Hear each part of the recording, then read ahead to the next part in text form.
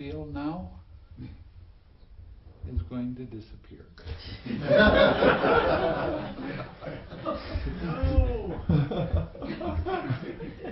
The level of meditation is going to diminish a little bit. And the reason is you're meditating a lot right now. When you get off of retreat, you're going to go home and you're going to get busy and you're not going to meditate as much. So you are going to have a dip. Expect it. You're not going to have so much culture shock going back into your life, because you're going to be smiling, right?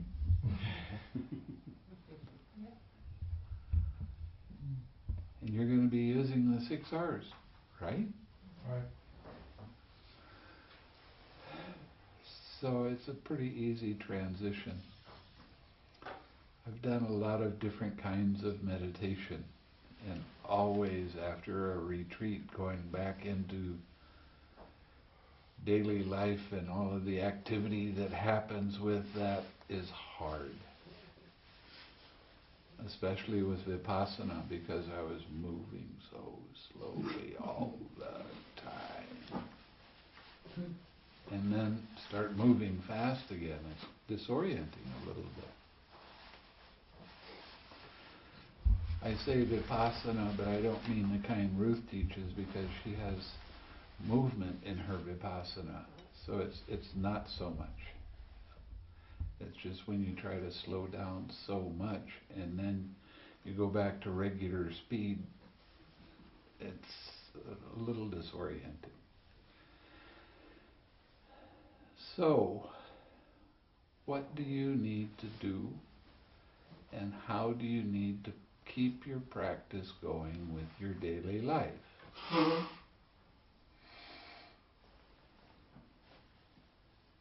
The more you can remember to smile, the more you can remember to laugh, the more you can remember to use the 6 R's, then when you start sitting in your daily practice, right? You're going to have a daily practice. Everybody's going to sit every day without a break.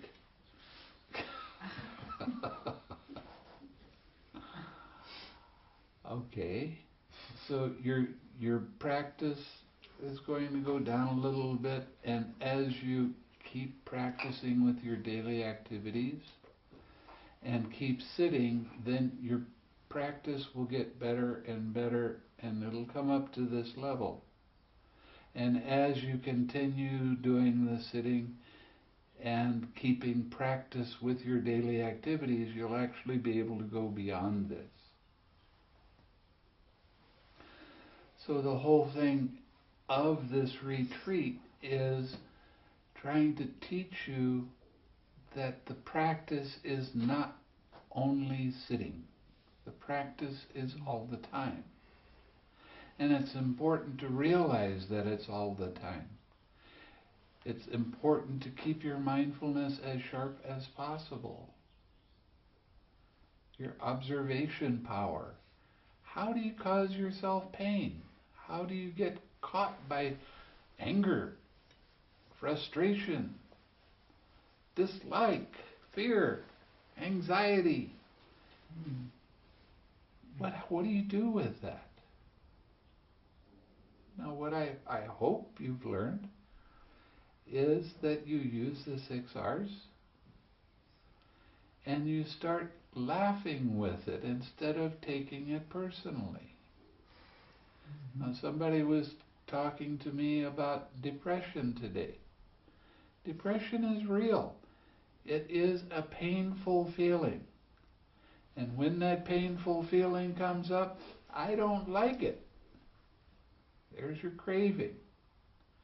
Right after that, all of your opinions and ideas and story about why you don't like that feeling come up. And then your old habitual emotional tendency is either to try to shut down that feeling by sheer force of mind, or you try to think the feeling away, which makes the feeling bigger and more intense. So what do you do with depression? How do you overcome depression? First, you have to notice that it is a painful feeling. And it's real, and it's right there in front of you. And then that tension and tightness that arises in your head, in your mind. If you can see it, you relax. If you can't see it, then you're going to get into your verbalization and story. And then your emotional dissatisfaction with it. And then that desire to stuff it, to push it away, to make it not happen.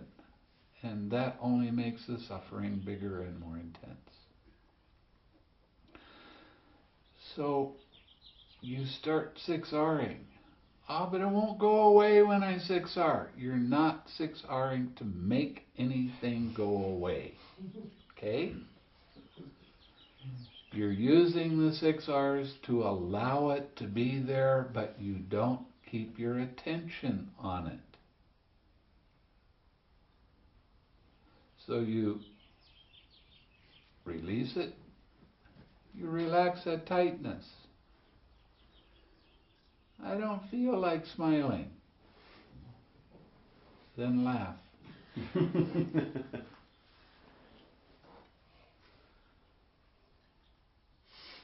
Then the old emotional habit of trying to control your mind with your thoughts doesn't arise. And the pain and suffering don't arise as much. Now, when I first started talking about practicing loving-kindness meditation, I said there's 3 parts to the practice. First part is practicing your generosity. People that are depressed, they go into their mind so heavily that they're not real observant of anything else around them. And they're identifying with that so strongly. This is me, this is mine, this is who I am, that it turns this painful feeling and this craving and this story into a huge mountain that you can't get over, you can't get around, you can't go underneath. It's there and it's real for you. So what is the habit of somebody that has depression? Well, let's go in the room and shut the drapes and lay down in bed and try to sleep it away. But it doesn't work. Mm-hmm. When you practice your generosity, one of the main things about generosity is that you are going outside of yourself. You're recognizing other people around you and you're giving them gifts. What kind of gift can somebody that's depressed give? A smile. Kind words. Words that make other people smile. Okay, the more you practice your generosity, the less you get caught by this painful feeling. And you start to have joy arise because you're practicing your generosity. It's fun. So that changes your whole mindset. And with that, then you start noticing your thoughts, and you start wishing other people happiness. The more you can smile and give that smile away, the less the depression will bother you, the less that painful feeling will bother you. Why? Because you're not keeping your attention on the painful feeling. You're keeping your attention on the wholesome thing of smiling and give it away, of saying things that make other people feel good, and do other things that help people. Everybody's got some problems sometimes, carrying stuff or whatever. Give them a hand. I remember one time, this was years ago, somebody gave me some flowers. And I was a layman at the time, I was walking out a door, and I thought, I appreciate the flowers, but maybe I can find somebody else to give it to. So I gave it to this lady, and she was very touched. She said her husband had just died.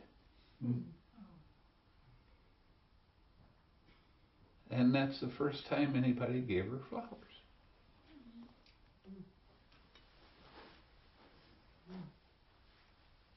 It's real fun to give.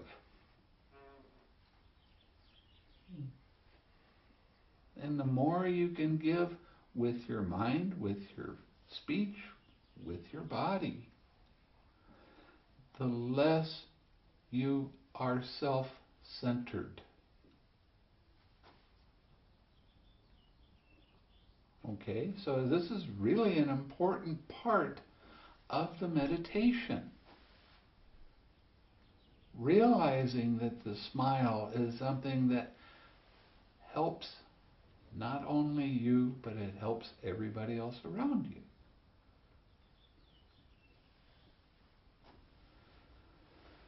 The next part of meditation is taking your precepts and keeping them without breaking them. And when you break a precept, other people don't stand around and point at you because you broke a precept. But it affects your mind in a negative way. It affects your mind in a way that causes guilty feeling to arise. Having wrong sexual activity.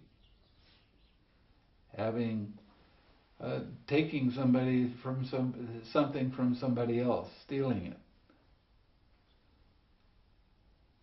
Harming other beings. Killing fish. Killing ants. Killing cockroaches. Don't need to kill them. You can make it unpleasant so they don't come around.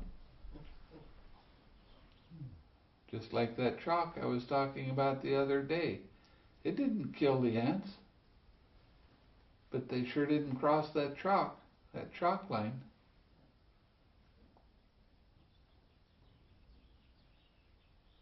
So keeping your precepts as closely as you can, it does a variety of things for you. You become generally more mindful of what you're going to do before you do it.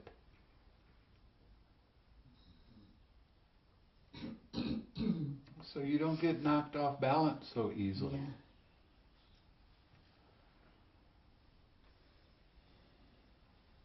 Keeping your precept, your mind naturally starts to become more tranquil.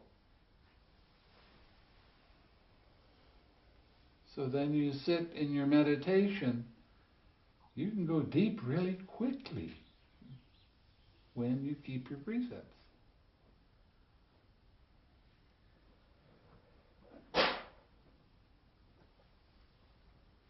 So it's a real good thing to take the precepts home with you and take them every day, not as some kind of rite and ritual, but as a reminder. That's what I need to do today. I want to keep my precepts. I don't want to break the precepts. And of course, the speech precept is the easiest one to break.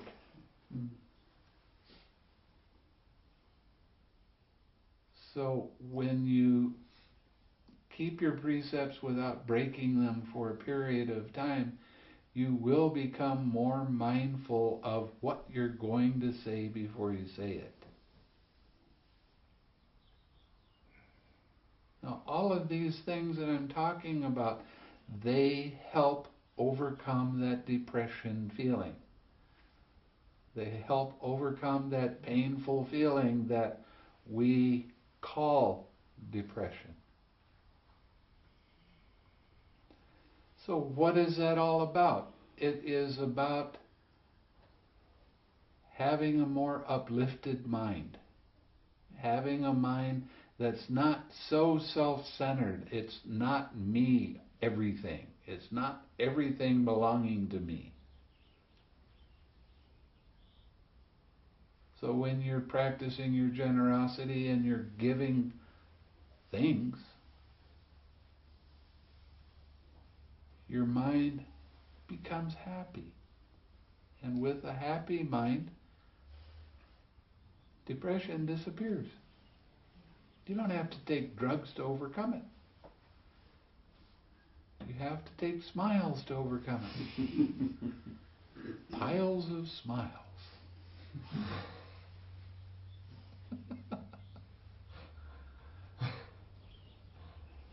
And you need to practice developing your mind. Well, the 6 R's are actually very brilliant. And I can't lay claim to them. A student many years ago, I was showing him this, and he wrote down what eventually became 5 R's. This is what you're teaching. Recognize, release, relax, re-smile, return.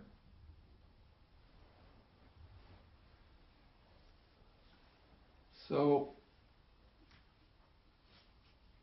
over the years, and using that, and then noticing that, okay, there's 6 instead of 5.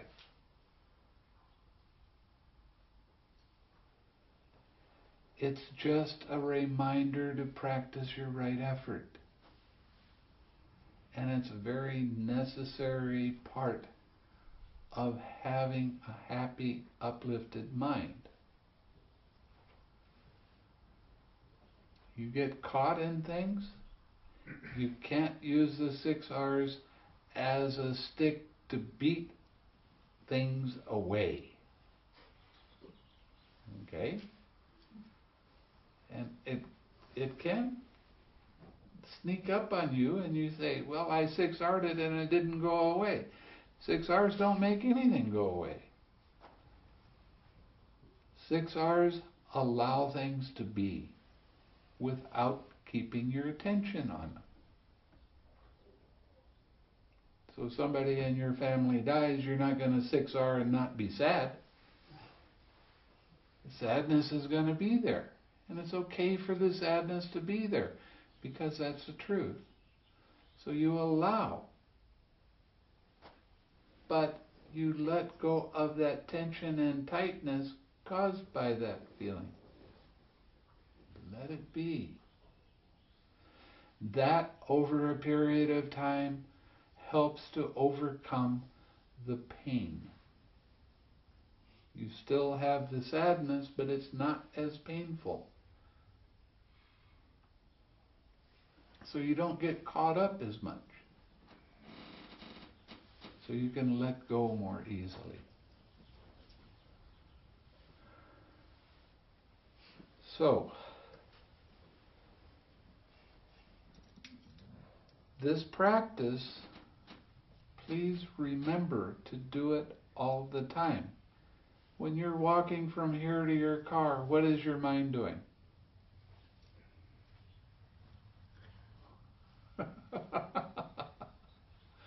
Thinking this, thinking that, ho-hum, duh. Well, that's a perfect opportunity to practice radiating loving kindness to all beings, to getting in that bubble of loving kindness and just radiating it to everyone.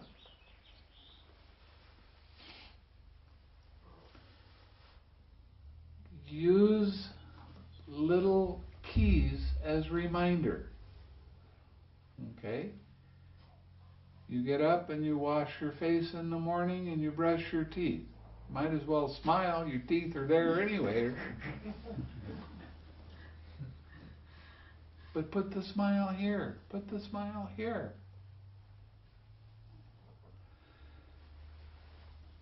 So many people don't believe me when I tell you,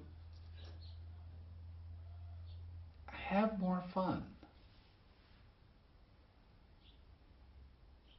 I can remember in Thailand when I first went there, I went on this bus ride from Bangkok to Chiang Mai. Well, they only drive their buses at night and they race each other.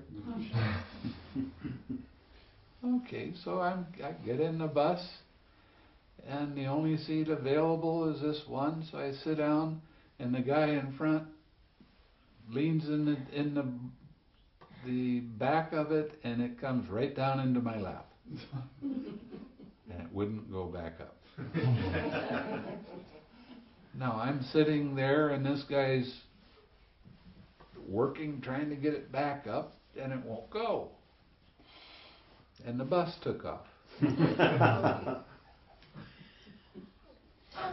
So after a little while, I finally found a decent position that I could be in. And I take a look at what's happening with the bus driver, and I'm seeing this truck coming right at us. You know the feeling, right? Now they're playing chicken with each other. Who's gonna flinch first? Not my bus driver. He's really got guts. He made that truck pull over. Oh. And I'm thinking, wow. I wonder if it's better that I go to sleep than watch this kind of thing. So I start nodding off, and a friend that I'm riding with, he wakes up, and we're passing another truck, or another bus, as another truck is coming right at us. Now these roads in Thailand are barely 2-lane roads. I mean, barely. And we have a bus taking up a space, a bus taking up a space, and a truck coming right at us. And my friend starts giving me one of these. We're gonna die. And I said, wow, I really appreciate you waking me up. Now I can be scared to death. But we made it around that truck, or that bus, by, good 2-3 feet, before he swerved and just missed the truck. I mean, just missed it. So, what happens in your mind when you're in that kind of situation? How much do you appreciate that kind of experience?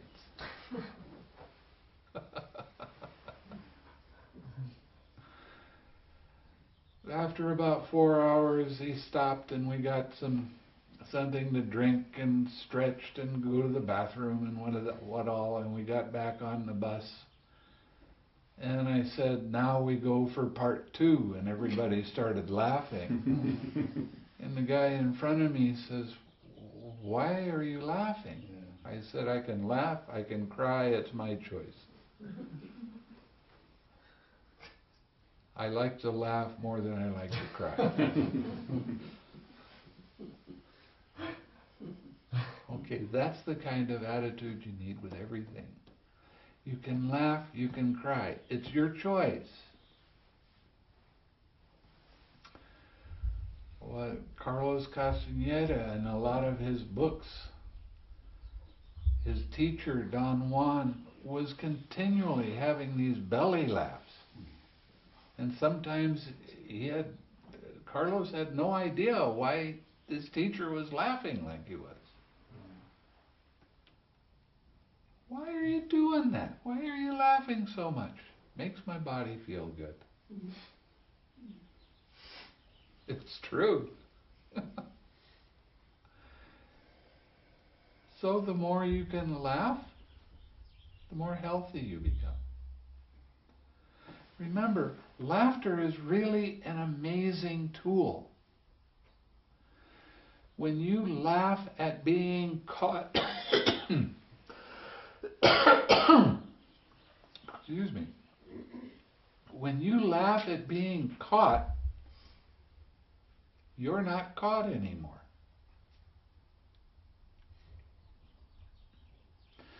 So when you start taking and changing life and making it a game to be played instead of something to be serious with,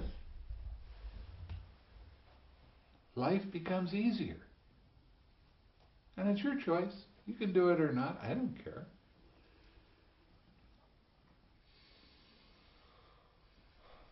But your perspective changes when you laugh. I'm mad and I don't like it. You laugh, it's only this anger. Now I have a choice. Do I want to keep this anger or not? Well, I know that anger doesn't make me feel good, so I might as well just let it go. It's pretty amazing stuff. Don't forget, but you will. And then laugh at your forgetting. Okay? This is real basic stuff, but what all of this leads to is a mind that's more clear, a mind that's more uplifted, a mind that has joy in it. And when you have joy in your mind is really alert. And it's real easy to recognize when your mind gets heavy with, I don't like this.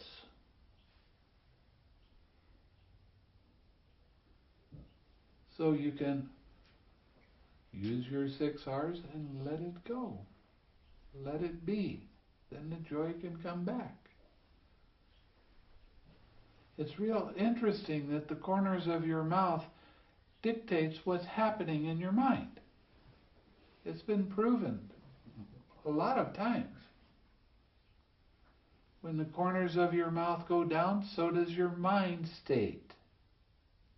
And you start identifying with everything that comes up. This is me, this is mine. I don't like this. I like that. I want that to stay around.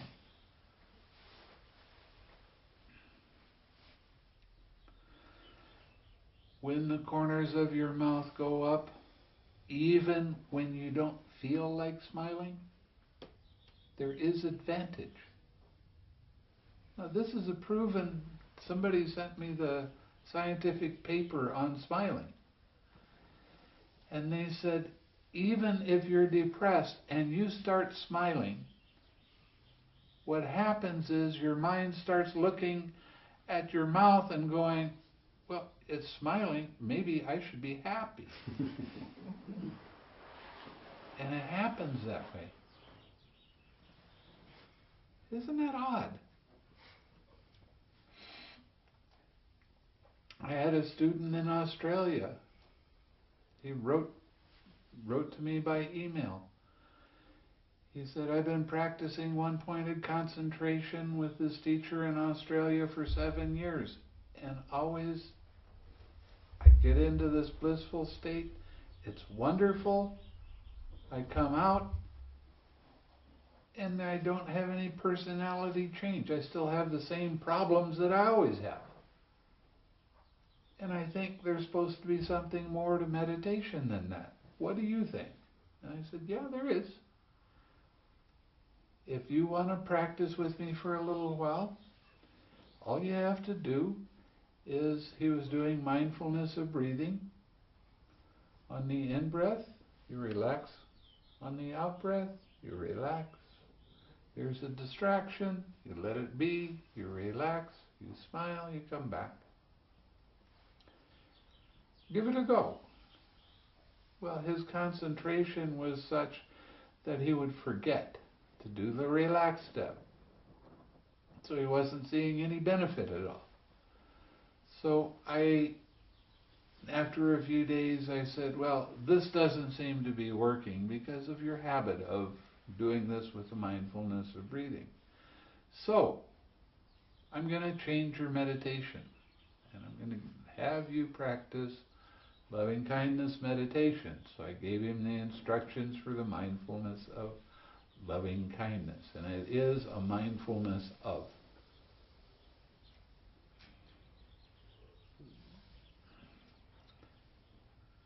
Now, he wasn't getting his deep concentration that suppressed the hindrances. So all of a sudden he has these hindrances just attacking him. I don't have any peace and calm. I don't have any bliss. I'm going to go back to mindfulness of breathing, he said. Nope, don't do that. Just use the 6 R's. You'll start to understand, and smile more. After another day, I'm going back to the breath. I can't stand this. My mind is so active. Nope, don't do that. Started complaining more. And finally I got tired of his complaining. And I told him that he needs to stop doing his sitting meditation. For 1 week, try this experiment. I want you to smile from the time you wake up till the time you go to sleep. And when you have trouble smiling, I want you to laugh. That's all I want you to do for the whole week. I didn't hear from him for a week. And I'm starting to think, well, you tried somebody else's technique. And then he wrote to me and he said, you know, I really took what you said seriously, and I tried this. And this is what my experience was. Always when I was walking around, I walked around in a mental funk. Looking down, not paying attention, just thinking this and thinking that, and most of it was nonsense stuff. When I started smiling, it changed my posture a little bit, and I started looking around and smiling. And I didn't have that mental funk so much. And another thing that happened, and it's really strange, something that's never happened to me in my adult life, people started smiling at me. And then they actually started coming up and talking to me, complete strangers. And while they were talking, I was smiling and they were smiling. It was kind of fun. I wrote back to him, did you notice any change in your mindfulness? He said, I didn't even know what mindfulness was. He said, the smiling has helped me be so much more aware of what my mind is doing in the present moment. And then he said, and now the doctor is cutting my medicine. And I said, medicine? Well, yeah, I'm in a mental institute. And the doctors have been giving me this heavy-duty medicine. But they're seeing a change in me just in 1 week. And they're cutting the dose so it's not so strong, so I don't get so spaced out. Now, when he went into the mental institute, they told him he was going to have to stay there for the rest of his life. He was so unstable.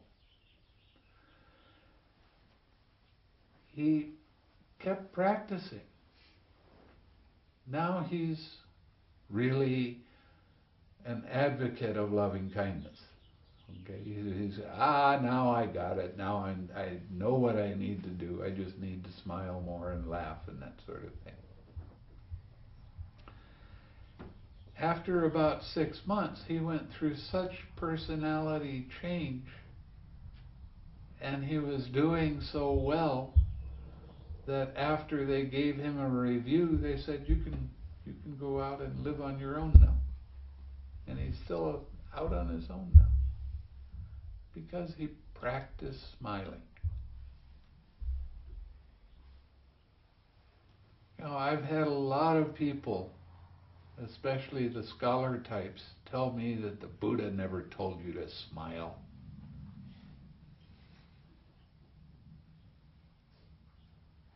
Well, look at all the Buddha images. They're smiling. Yeah, but the Buddha never told you to smile. No, he told you to be happy. What's an expression of happiness? Smiling. So it's a real important thing to practice. And that takes practice to remember to smile. When you see you're not, you can't criticize yourself, you just start over again. And you turn it into a game. Keep your mind light. A mind that's light is very alert. You get heavy with dissatisfaction, dislike, fear, frustration, whatever the catch of the day happens to be. You're identifying with that so heavily, and your mind gets just like a rock. So what do you do with rocks? If they're the right size, you skip them on the water. You need to relax. Smile. Bring that happy mind back to your object of meditation. What's your object of meditation? Well, it can be the smile.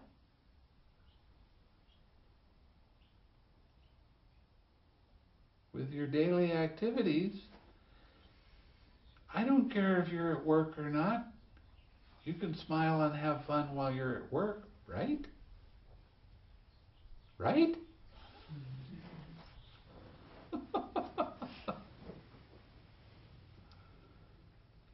And the thing is, when you smile and you have fun at work, you become more efficient with what you're doing while you're doing it.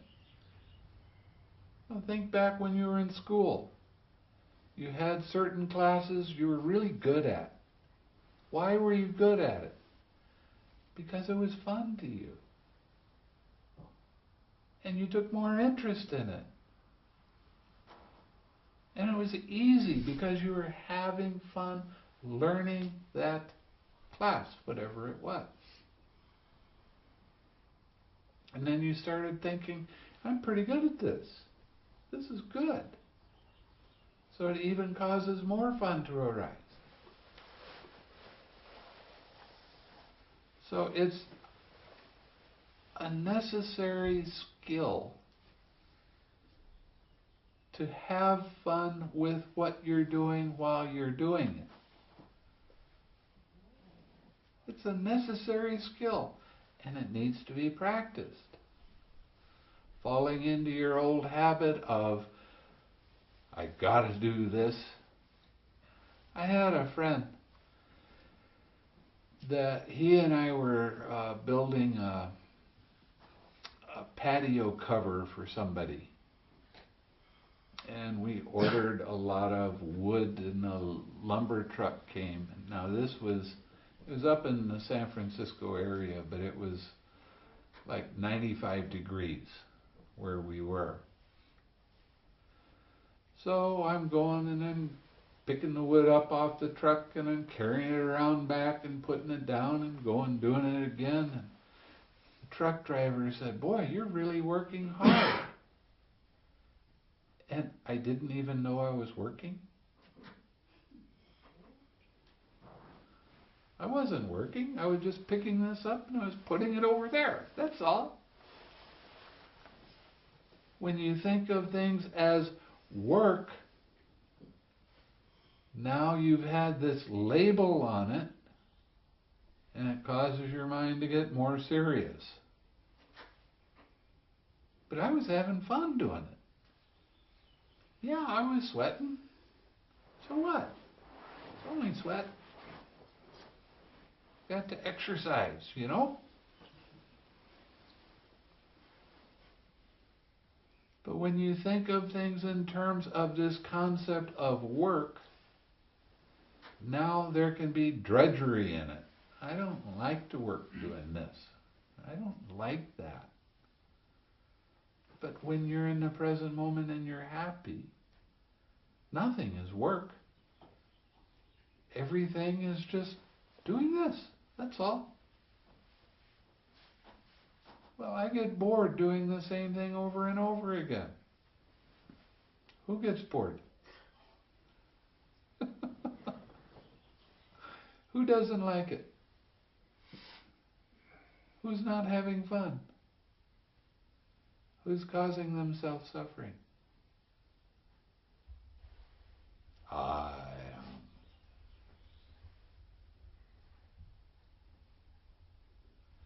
When you have that happy, uplifted mind and you use the 6 R's, your mind becomes much more at ease. Your awareness becomes much quicker. So it's real easy to see when you start having a feeling arise that gets grabbed onto. So you can let it go.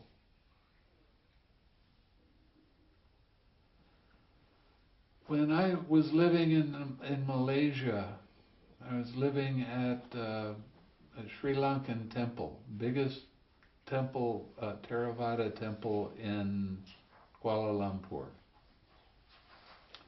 called the Brickfields Temple. The head monk there, when I got there, he had been there for 40 years. He was absolutely brilliant at giving Dhamma talks. Absolutely brilliant. It was real fun to listen to. And he asked me to come and stay at his temple. And he said, I'm getting old, and every Friday night I give these Dhamma talks.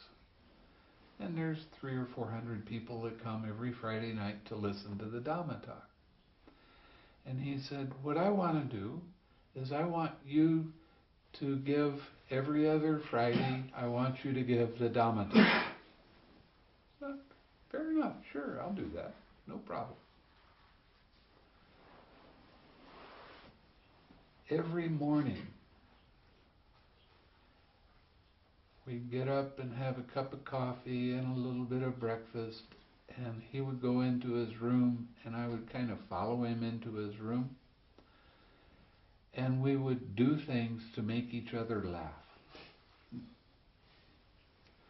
One of the things that every time I heard it, it just made me laugh. I mean, it was such an amazing thing. He had this tape of some people singing Om Mani Padme Hum. And every time I heard that, I heard, "Oh, Mommy, take me home." It made me laugh every time. And once we started laughing, we were like little kids playing. We were just giggling, and we did that for about a half an hour every day. What a great way to start the day.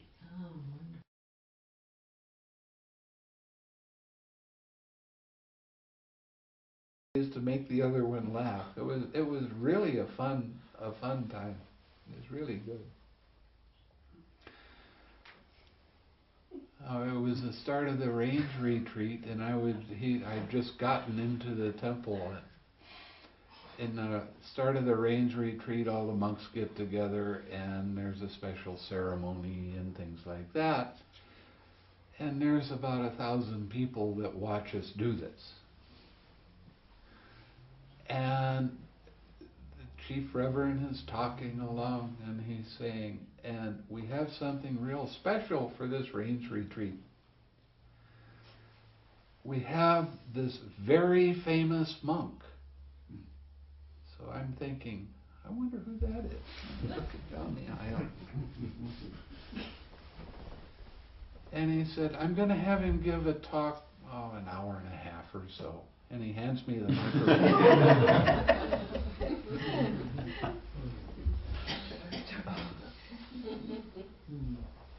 I really did think he was talking about another monk. I didn't know he was talking about famous. I'm not famous, I'm just Bhante.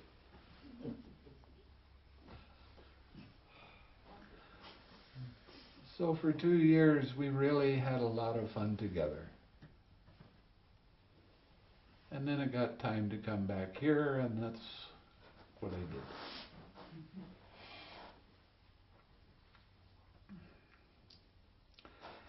If you can start your day with chuckles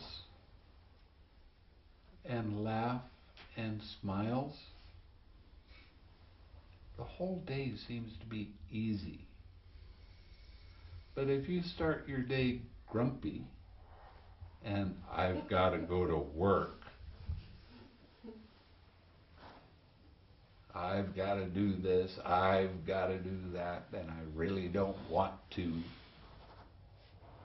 then you can look forward to having a difficult day. Do you remember that tape I sent you of laughter? Yes. I played that so much that it got worn out. And I tried to get another one and I couldn't find it.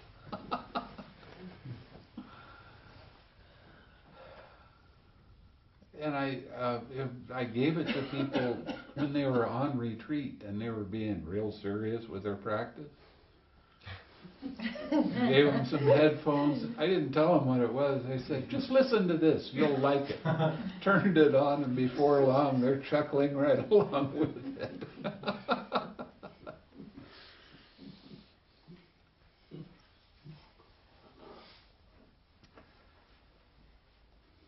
The more you make life into a game,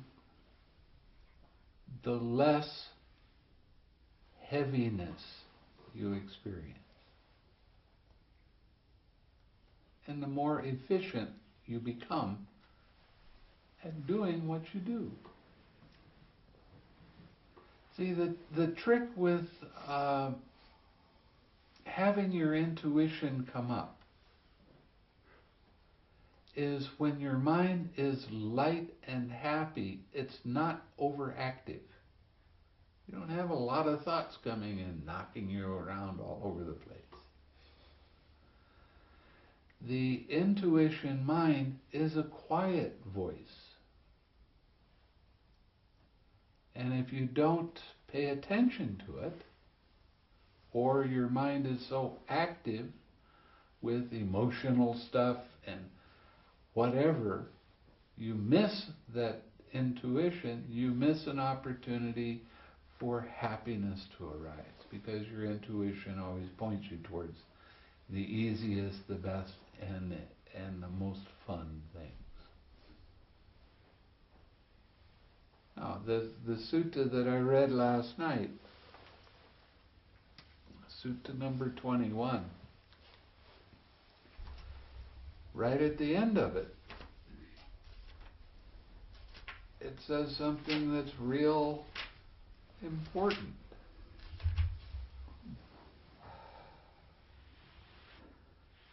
You should keep this advice constantly in your mind, radiating loving kindness. That will lead to your welfare and happiness for a long time. What's meditation about? Is it about suffering or letting go of suffering?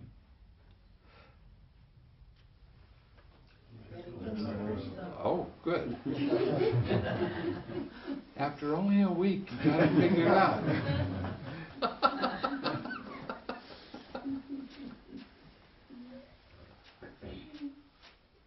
So it's to your benefit for a long time.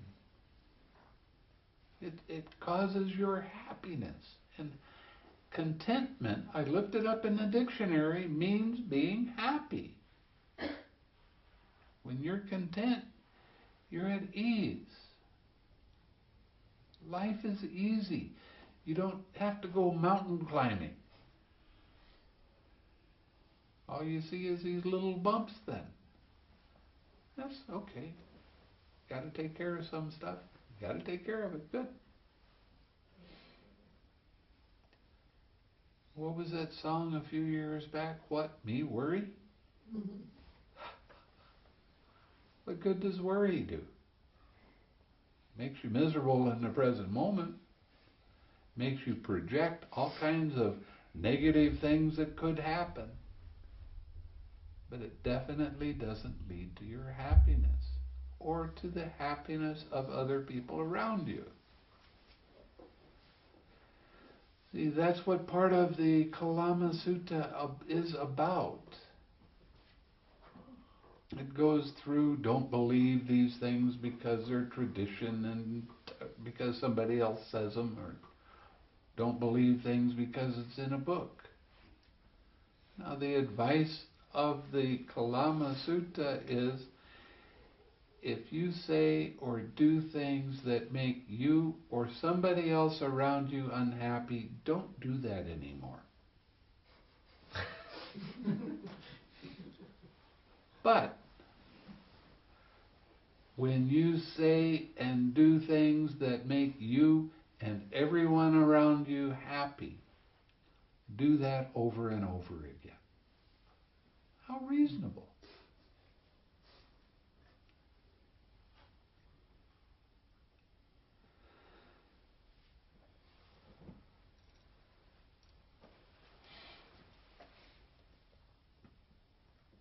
Remember this about the speech. It's real important to remember this. There are these 5 courses of speech that others may use when they address you. Their speech may be timely or untimely, true or untrue, gentle or harsh, connected with good or with harm, spoken with a mind of loving kindness or with inner hate.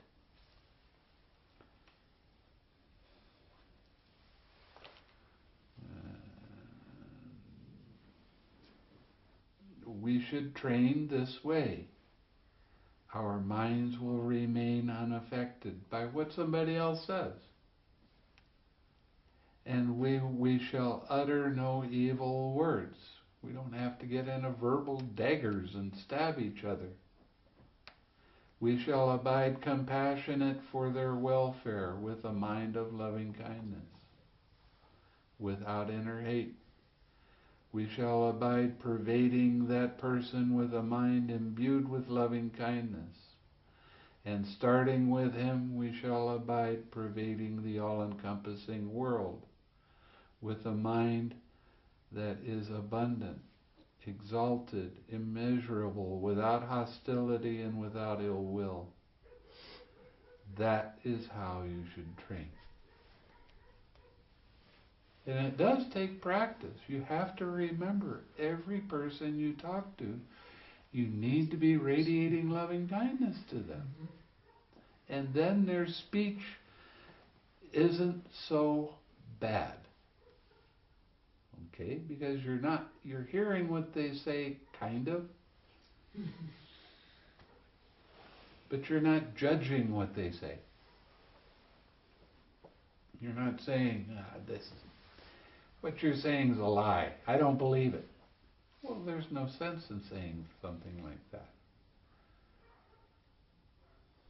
Whether it's true or untrue, it doesn't really matter. What matters is what's happening in your own mind. As you start radiating and wishing that person happiness, their speech starts changing too. And then they walk away, and that's the reminder, okay, let's get in our little bubble of loving kindness and send it to all beings in all the directions. Without any boundaries, without any limits. Watch what kind of changes your personality goes through when you do this. Watch how your mind becomes very light and alert, and how your mindfulness is really very sharp. Now that's what the retreat is all about. The retreat is to give you the opportunity to experience these things, so you can take them home and develop them into your daily habits.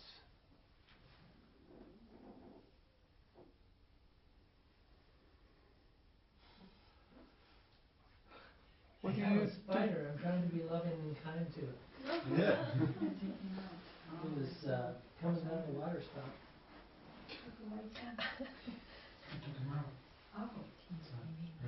If they're I tiny. don't know if it's the same one. Is it white? Yeah. I think he wants to listen to the Dhamma talk. There you go. You know, I had this one dog when we first moved to the place we're at now.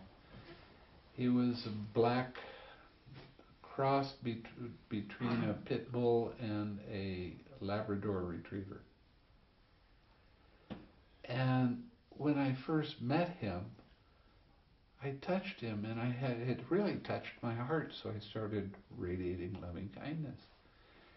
He got this big smile on his face, so we called him Smiley. And every time I gave a Dhamma talk, he would come in and listen.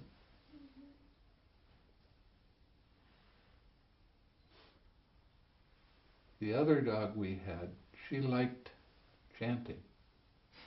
So she was doing the chanting. Silky'd come in and listen to the chanting. Smiley didn't care about the chanting. He liked the Dhamma talks. He was a pretty remarkable dog. He was the protector. Anybody that came, it was his job to be the protector. Yeah. So the cabins that we have were up kind of a long way from the house that we had. So what he did was he would go up with you at night. He would spend the whole night on the porch. When you got up, you had to go to the bathroom. He'd get up and go to and wait outside for you, and come back. And then you wanted to go back down early in the morning to do the morning service. He'd come right down with you, make sure nothing would bother you. He was really a remarkable animal. Good fun. And that's way beside the point. I forgot what I was saying. It started with spider. He was called Smiley after all. He was smiley, and he did. He smiled. And he would do things. He'd get a gleam in his eye, right? Now, we were out cutting down some trees and starting fires and that sort of thing. And it was kind of a hot day, and we have a pond.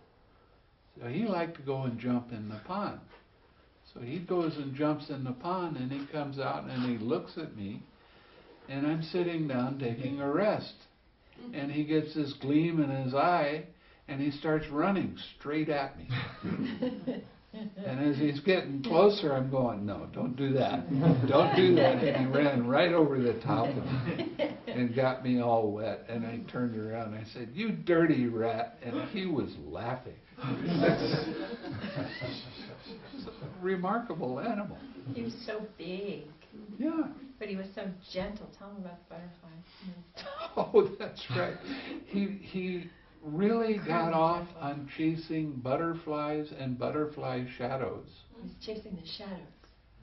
And he jumped up and he caught a butterfly in his mouth. And he got this real quizzical look. Like, I don't know what to do with this. So he opened up his mouth and the butterfly flew out. And where's the camera when you need it?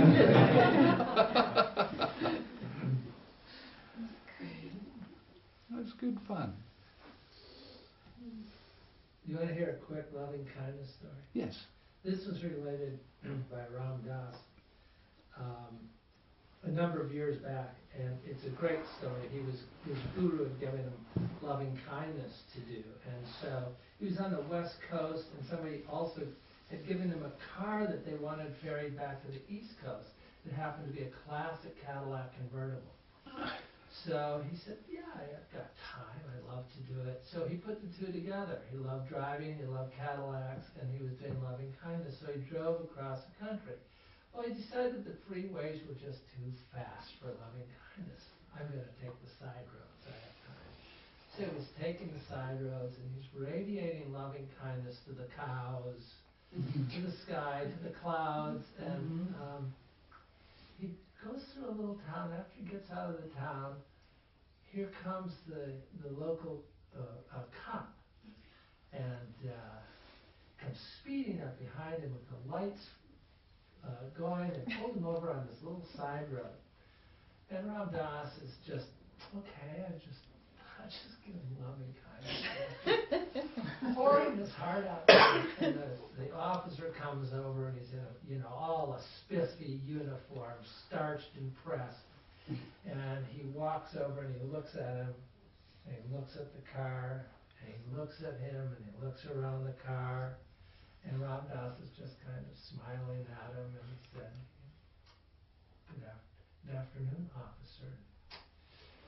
Well, you're driving pretty slow around here. Is there a good reason for that? People don't usually drive this slow. And this car is from California. What is it here? It looks like an older Cadillac. And oh yes, it's like a vintage. And so Ram Dass is talking to him, sort of answering his questions. And yes, it is leather seats. You can see, just touch the seat. Oh, great. Look at the chrome radio. All of a sudden, the officer is in it, and they get talking for a good part of the hour. And finally, they get to a point where there was kind of nothing to say, and they're just kind of looking at each other, smiling. And Ram Dass said, would you like my license?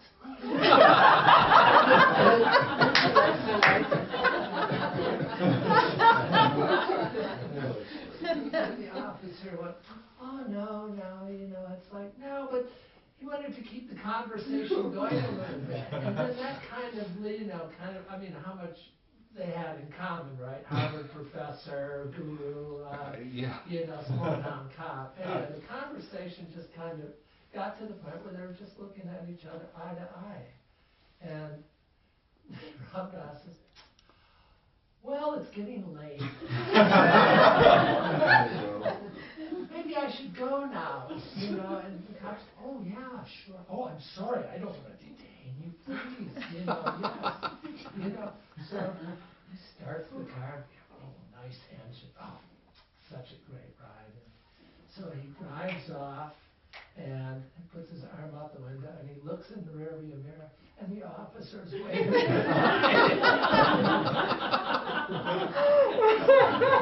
That's right.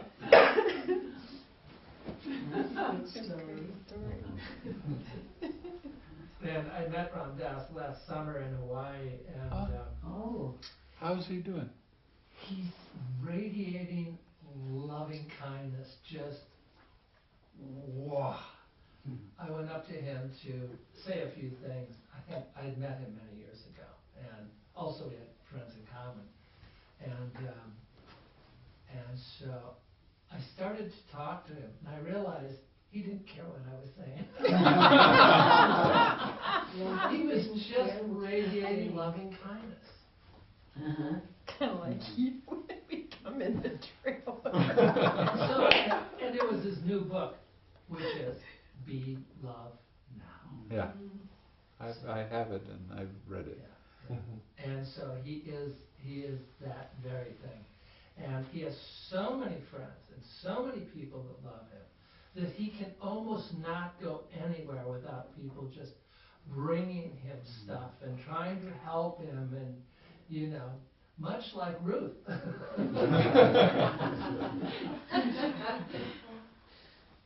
it's a wonderful thing. Is he able to speak much? He can speak, but But it's it's real halting, and he can tell a story. He can still tell a good story, but it takes a while for him to speak because he had a stroke, Yeah. and he still hasn't remapped those parts of his brain that control speech. So he's very slow and deliberate, and he has to search for words. But I really found that, you know, the being that I had come to sort of know by second hand and really love, the same, you know, really wonderful, warm and loving person that we can imagine. How old is he now? Gosh, I think he just tipped into the 80s. Kind of a young man, Ruth. I think he just turned 80. Yeah, he's only 80, is he? I think, yeah, I think that's his age now. Yeah. And I may be wrong, but I think that's what they told me. Yeah. Okay. So you have kind of an idea of what's going to be happening when you get off retreat. And you have a couple more things I wanted to tell you. The best time to do your meditation is in the morning. Not for me. That's because you go to bed so late. When you have a job, if you can practice your loving kindness before you go off to work, it's a nice way to start the day. And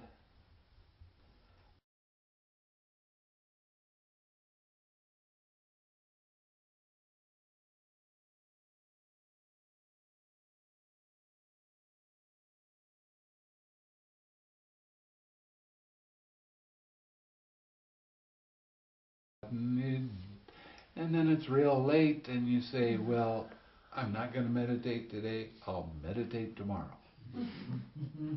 And then when you get ready to meditate, something else comes up. And before long you're out of the habit and you stop thinking about it. So when you do it in the morning, then if you want to sit in the evening, then that's your bonus sitting. But get in the habit of sitting in the morning, because that's a nice way to start the day. It really is.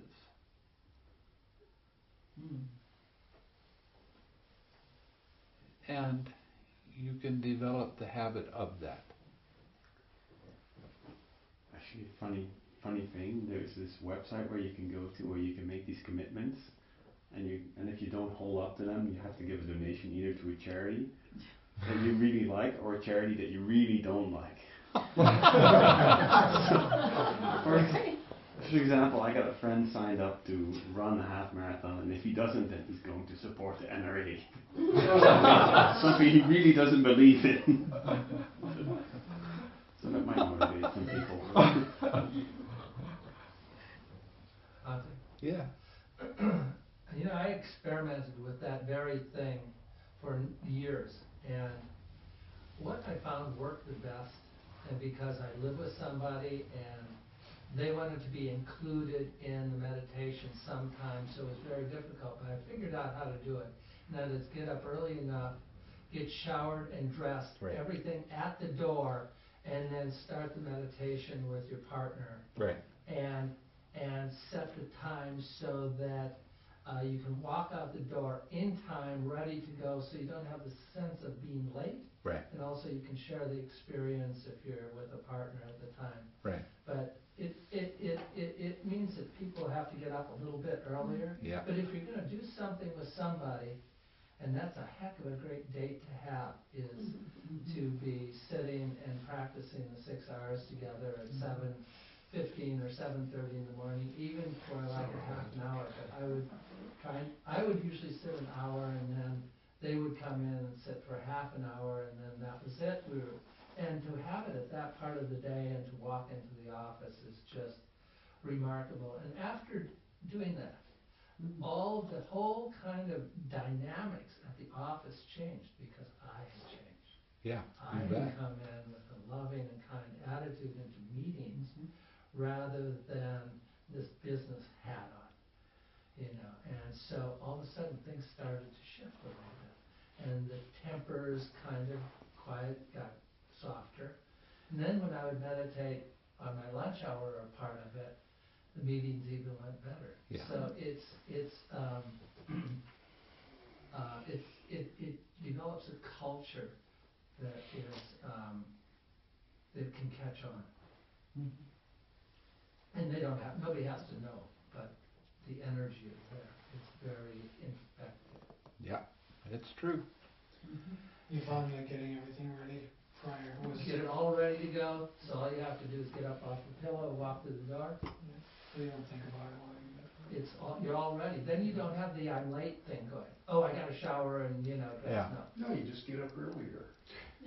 Get up earlier, get showered and dressed, get ready No, to you go. just get up earlier and sit and get that done, and then you do all this other stuff. Sure, either way, it's great. Whatever. Let's take a vote.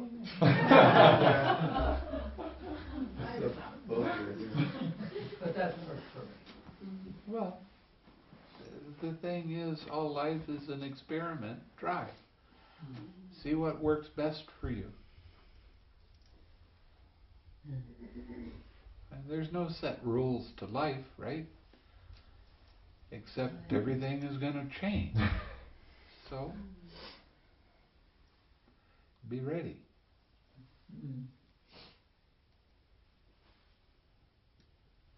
And remember that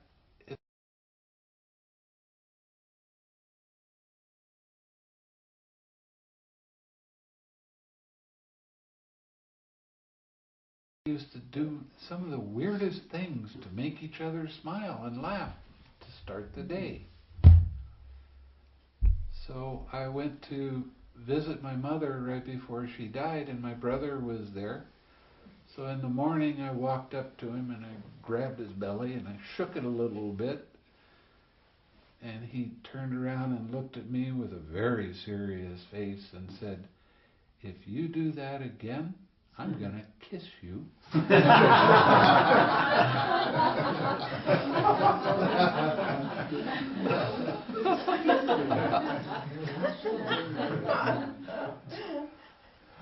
Now you have to understand, my brother is quite a bit bigger than I am.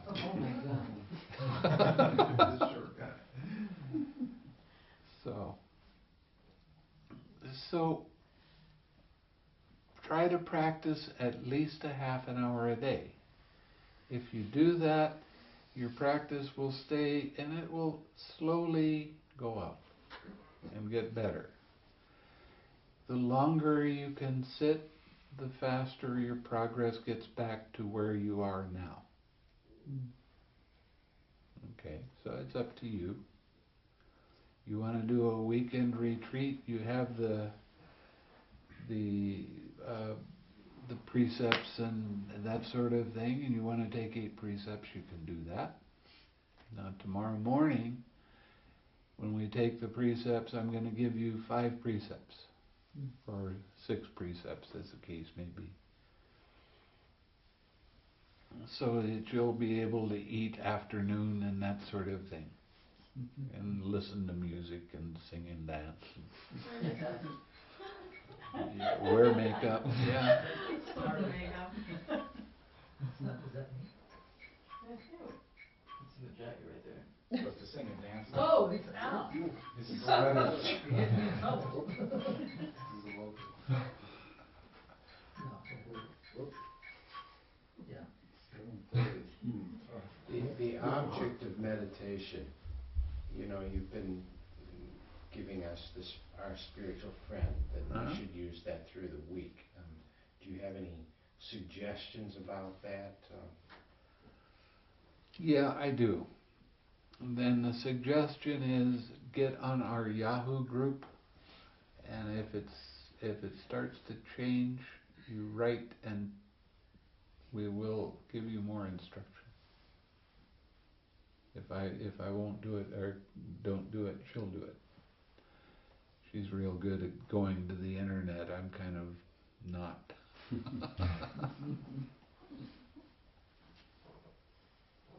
But I've got some major projects that I have to get done. So.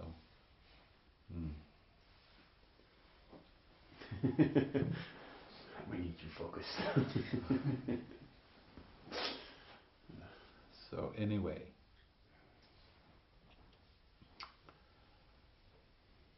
Don't be afraid to write to us or call us if you have a problem that you don't understand. We're here for you. And that's for real. Okay? So,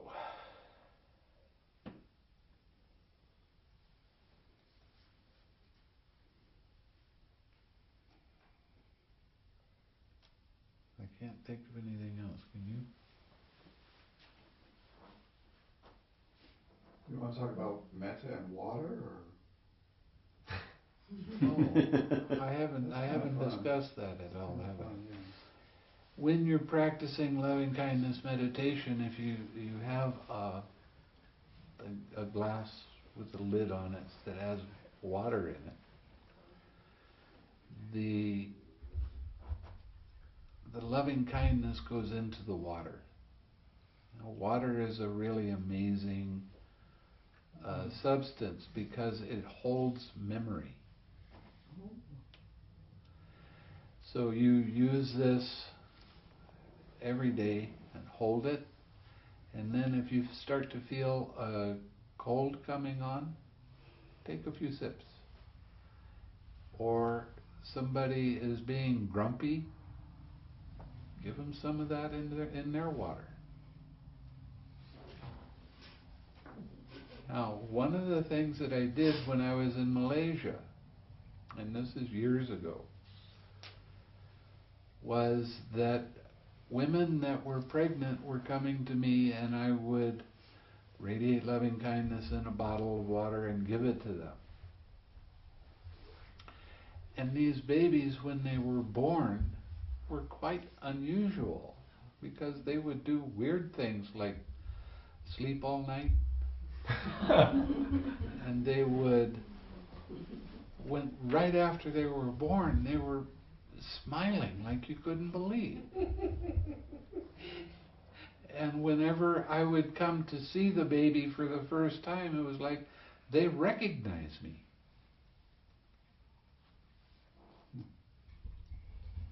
So this stuff really does work. And now 14 years later I go back, and these kids that are supposed to be 8 or 9 years old in my mind are just getting out of college. Boy, Boy, that really hits home, I'll tell you. And all of these kids, these younger kids, like some of them were 2 and 3 years old when I left, they found out that I'd come back and I want to go see you because I have kind of a memory of you. I want to see if it's right or not. Because they were drinking and having the water rubbed on them. And they got that feeling of loving kindness, and it made them happy. So when you hold a glass of water in your hand and you radiate loving kindness, you can take the water and you can sprinkle it around different things. You can put it on your plants. It's up to you what you do with it. But when you get down to about that much, then you fill it up with water again and you shake it at least 15 times. And that loving kindness that was in the water to start off with gets mixed into the other water and you don't lose any potency. So you can keep it going that way. What? We have a grandson who's not sleeping through the night, and it sounds like it'd be something good for him too. Oh yeah. Oh yeah. And just put it on a washcloth and wash his face with it. Things like that. It does remarkable things. It does also when you do it to yourself. Oh yes. Appreciating your skin and parts of you with which we function. I mean our senses, you know. The ability to digest, or the ability to drink the water. Yes. Very, very insignificant things can come up and call you to a softness for yourself. Yes. And that in a way almost not automatically but naturally radiates. Yeah. Also with a class sometimes in the morning we are doing it from here, from the heart into all directions. Yes. And everyone is also expressing something. May they not harm themselves in these directions of the north. Yeah. Or of the south, and expanding a little bit. Yeah, and while you're doing that, if you hold that water, that feeling goes into that water. Yeah. Yes. Maybe. No, maybe. Actually, it's measurable. Believe it or not. Yeah, there is also an appreciation then of the water. Oh, of course. Yeah, then it's deeper. Yes. There is sometimes also very easily can get into the concept itself without knowing that we are relating to it. You know, you speak the words fast, and realize or miss a few aspects of this energy we call Metta. And so then it is it's kind of you're enveloped, and it's getting more. As you drink, for example, you just sense that gratitude and the sensitivity of maybe also being more careful with it. There are many beautiful qualities can rise up and support us in that atmosphere of hold us in that atmosphere of loving kindness. Yeah. There was a Christian monk, I don't know who it was. He was speaking when he washed the dishes to the plates. Ah. And realized I find myself sometimes going from the plate or that what I have in my hand to appreciate the mind which created that. You bet. It is expanding though. Yeah. Somehow makes an atmosphere, Yeah. not just the concept.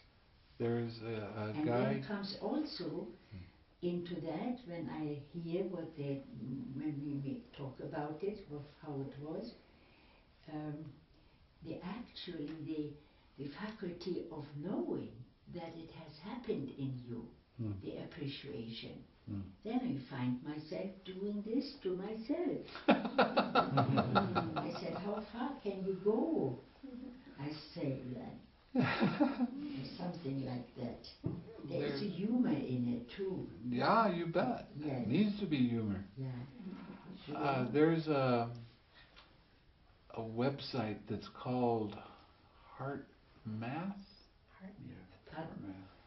Okay, and what they do is they measure the feeling of loving kindness with sensitive equipment, and they're saying that if you carry that feeling of loving kindness and that radiation,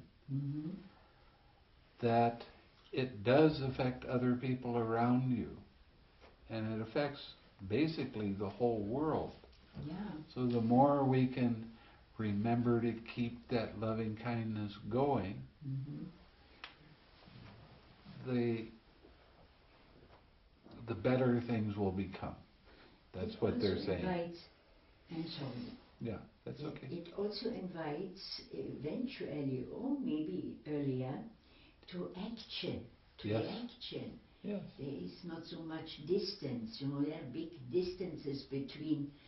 I ask sometimes, where are the greatest distance in your life, also in your, I don't know how to say it now. And then I've find out that it is between the word and the action. Yeah. There's another aspect for loving kindness. Yes. Absolutely. So it's kind of a wonderful self-entertainment. It's true. I don't have television. I have no internet. I don't even understand that. Oh, I wish I could, but maybe too late for me. I feel this is. Well, think of it like a typewriter, like a real fancy typewriter. Yeah? Yeah. That talks back. That can talk back. Say that again. What about? Think about it as being just a different kind of typewriter. That's all it is. Yeah. That's all it really is. That's right. And it's Yeah. much easier to deal with when Yeah. you think in those terms. Yeah, it is. Okay, so. Where's your name, Mike? Your name? Yes. I just had something I'd like to share. I listened to, was having a difficult time at work doing everything wrong. And I listened to one of the YouTube things in which you spoke about you're outside San Francisco, and you said one of the very good things to do is to, you mentioned an example of going in and getting fish in Chinatown and setting the fish free. Yeah. So I popped my son in the car, and we drove into Chinatown, and we had a wonderful, actually a very funny interface, trying to find the fish and bringing the fish and trying to keep buying them, and we're trying to keep them from killing the fish, and the whole thing, and bringing them to San Francisco Bay and sending them free. It works. Absolutely. Oh. Giving life is one of the most precious things you can do. And my son has a story now of what happens, and he's very funny. Excellent. Excellent. Bhante, I was wondering if you could tell us a little bit about the crystals, because Crystals hold energy too. They hold memory. during meditation, because Well, they hold memory. So you have a good meditation if you're holding a crystal, that the vibration of that good meditation will be remembered in the crystal. So you hold it again, and your mind calms down real fast, much faster. You can do that or not. I tend to like to sit holding crystals. It feels good in my hands. Then if you give them away to somebody that's sensitive, they can get it really fast. If you hand it to them and they sit with it, they can feel it sometimes really fast. Now going back to water, I mean, when we meditate, our body is only roughly about 90% water. Right? Well, so when we all meditate, aren't you doing a nice thing for yourself when you radiate loving kindness? very so. And that's why this is healing. Yes? I was told about a study, I didn't read it myself, so I can't cite anything, but they were talking about taking 2 jars of water, labeling one love and one hate. Oh, and they would see on a microscope how different the molecules would look, only the source was the same. Yeah. And they even did it with different languages, not just English, but all languages, love, hate. And I just thought that was kind of pertinent to the water thing. Yeah, that's a Japanese one. Yeah, and and then he froze them, and then he froze them and took pictures of the crystals, the ice crystals, and then he made a deck of cards and everything with it, with all the different feelings for the different crystals, for like love and just this kind of love, that kind of love. Where's the source of this information? It's a Japanese author. I can't remember his name. Can you remember it, Chitra? Yeah, if you Google that Japanese water thing, Izumoto, something like that. Something Moto, yeah. Plus it was in the movie What the Bleep Do We Know? Yeah, it's mentioned in that. That's how we got You it. can YouTube it too, there's a water movie all about the water. Oh, that had been on the internet for 10 years before that. Yeah. Bhante, I was going to mention that while cooking, I practice it, and I've never had a guest who complained about the taste or anything like that, and they weren't afraid of my size or anything, but just I never check the ingredients. I just do it whatever my intuition says, and I just talk with the ingredients, the vegetables or whatever I'm cooking, and I'm done, and it's devoured, basically. There's nothing left. Well, I'll tell you, when I was in Asia, I went on alms round every day. I went on alms round. Now, some people, they truly loved getting up really early in the morning and fixing the alms food for the monks. So I got used to eating a lot of food that had love in it. Okay? Now, I went to Bangkok, or I went to Kuala Lumpur, and that is a Muslim country, and they don't really appreciate monks walking around with an alms bowl. So I was being fed, and every day somebody would come and they would fix the food and offer it for that day. And this one particular day, they had very expensive food, but they didn't really like cooking it. If I ate it, I got sick. But all the rest of the week, I could eat it, digest it, no problem. But she would fix steak,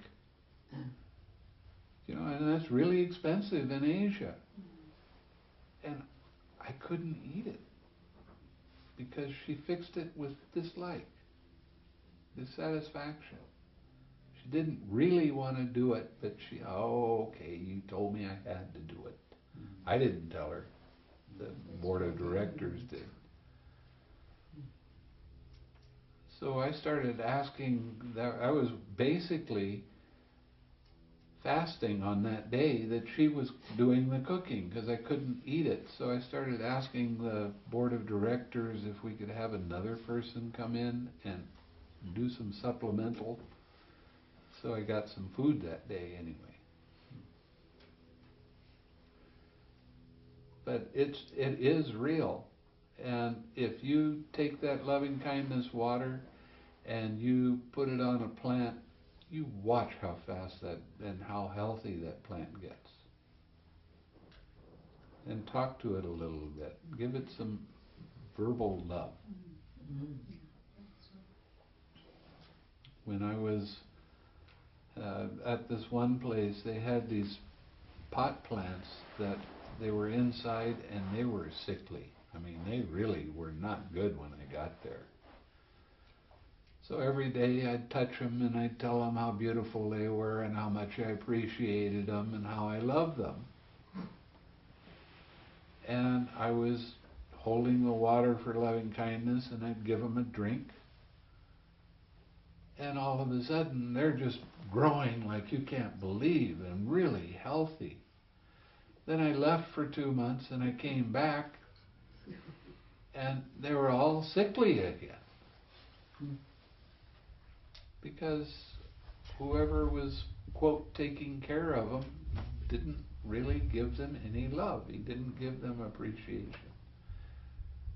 So it really does make a difference.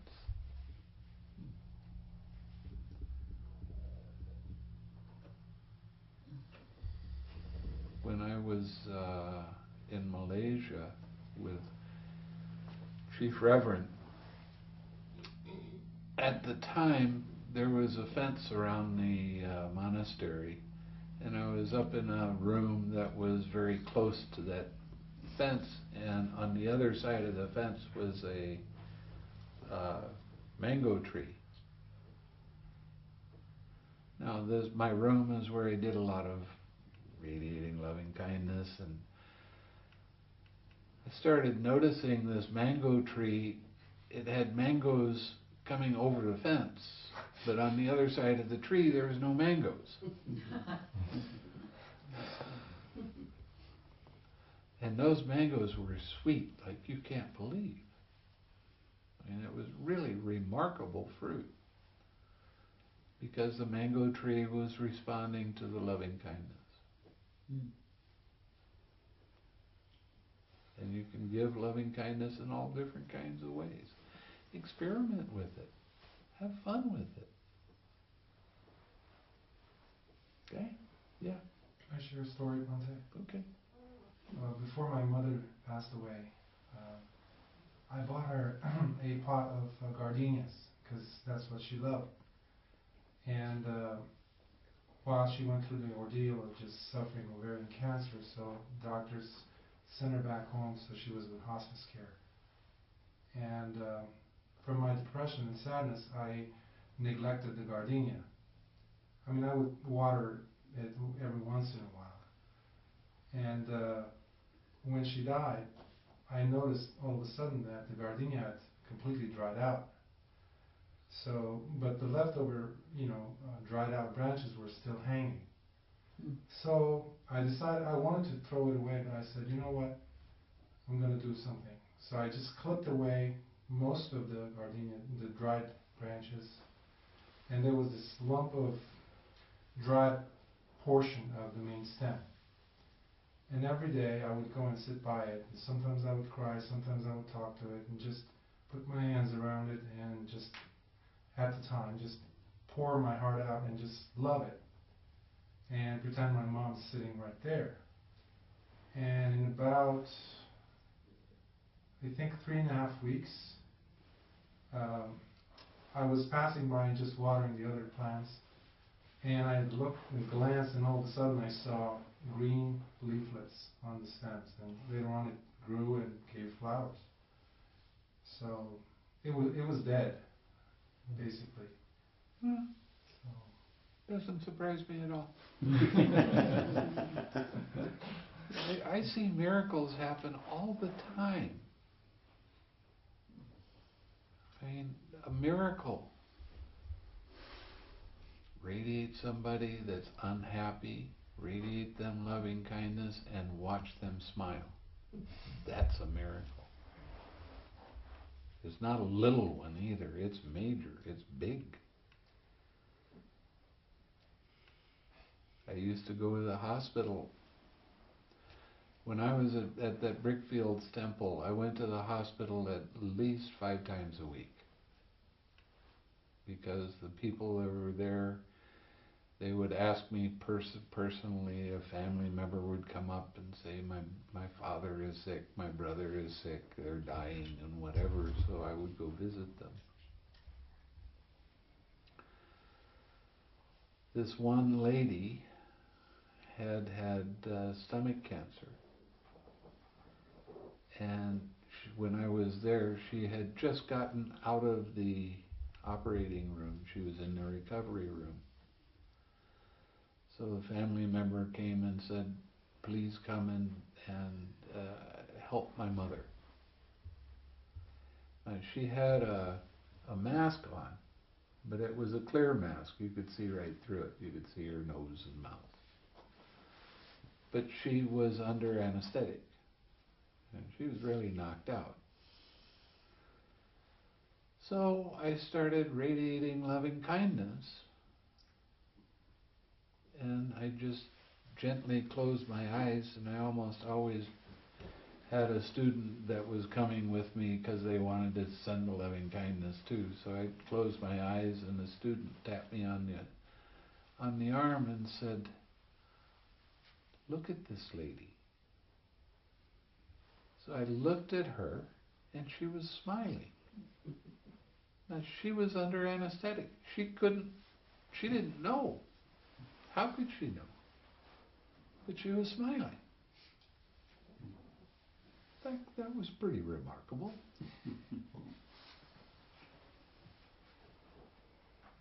I've seen a lot of those kinds of things occur. As a result, I have unshakable confidence in loving kindness. Okay, why don't we...